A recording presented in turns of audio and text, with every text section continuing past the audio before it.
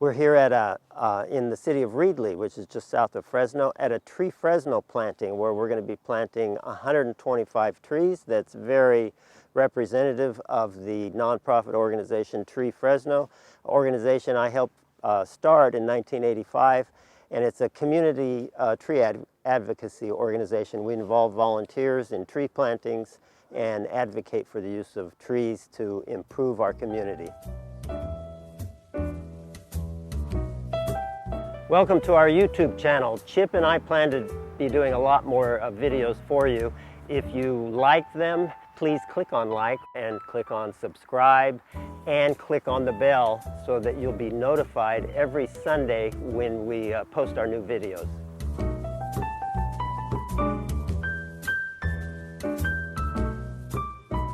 I'm John Valentino. I'm here with Chip Valentino. I'm a landscape architect and a landscape contractor. And we're going to tell you about the trees and tell you about the reasons why tree planting is so beneficial.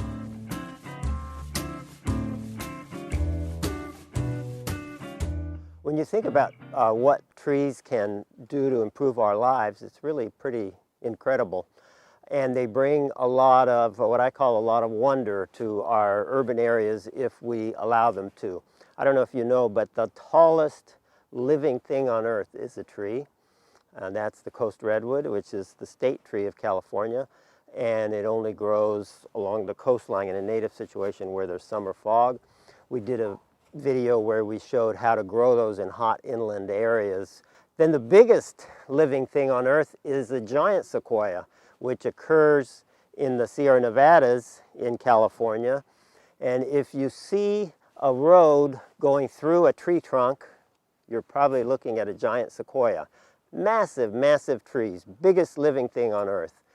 And then the oldest living thing on earth, probably the most incredible of them all, is the bristlecone pine, which occurs only in a native situation in one place in the world, and that's on the eastern side of the Sierra Nevadas. Very rough, rugged, tough terrain, and they look like they've been through a lot. The oldest one is called Methuselah. It is estimated to be about 5,000 years old. Oldest living thing on earth, bristlecone pines. Biggest thing on earth, giant sequoias. Tallest thing on earth, coast redwoods.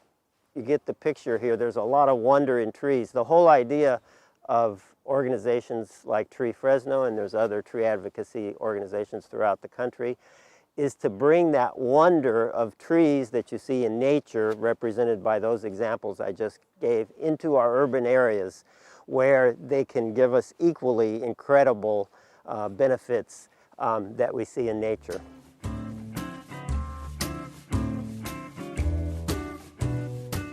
You can see behind me, we still have quite a few volunteers getting started with this planting of 125 trees. This is at a wastewater treatment plant where they have a big open space here that they someday want to turn into a park. We're doing the initial part of that by planting trees. One of the big advantages of planting trees is environmentally. It makes any place that you are cooler and easier to tolerate and saves energy, and does incredible things in terms of air quality and soil quality. Cities like Reedley and Fresno struggle in the summer with ozone because of high temperatures. And the best way to cool a community is by lowering those. Even if you can lower that temperature a degree or two, it's incredible what it does to ozone amounts just with cooler temperatures. So it's heat that causes real high ozone amounts in the summer. In addition to ozone, the most famous thing that trees do for our atmosphere, obviously, is take carbon dioxide in and produce oxygen.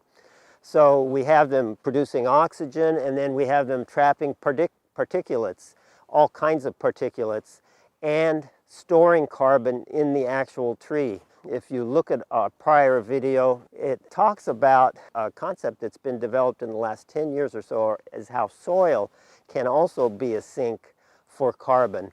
And trees are a big part of that, because trees, through photosynthesis, feed microbes in the soil through the roots of the trees, and then the microbes interact with the soil to store carbon.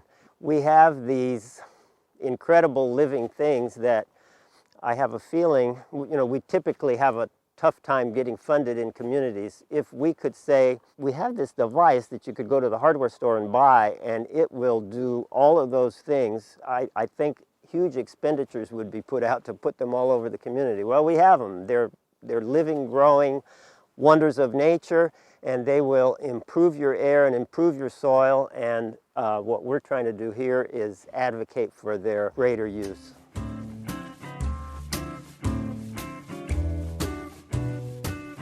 The way to make progress on every chronic problem that plagues us is to improve your community, make it better. How do you make it better? Well, you make it a better place to be everywhere, every day, a more comfortable place.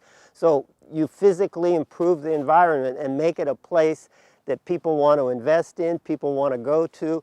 That improves the tax base of the community. Nothing makes more sense of how you address chronic problems than making the place better and a better place to live. I think a big part of that is tree planting. That's what Tree Fresno believes in, and that's why we started the organization in 1985. So if you look in our community and many communities I've been to frequently, the most attractive, the most desirable parts of the community are made so by trees. And if you contrast that to areas in that community without trees, you'll see a more desolate, unattractive look that isn't appealing to people. Some communities are blessed with some type of inherent beauty, like a bay or an ocean or streams. We're lacking that type of inherent beauty, and we really depend on trees to make places special and to create environments people want to be in, particularly when we have 100-degree days. So we want to cool them, shade them, improve the air in them, improve the soil in them, make them attractive to be in. To live in a better community, consider tree planting and consider things that make your community physically better to live in every day.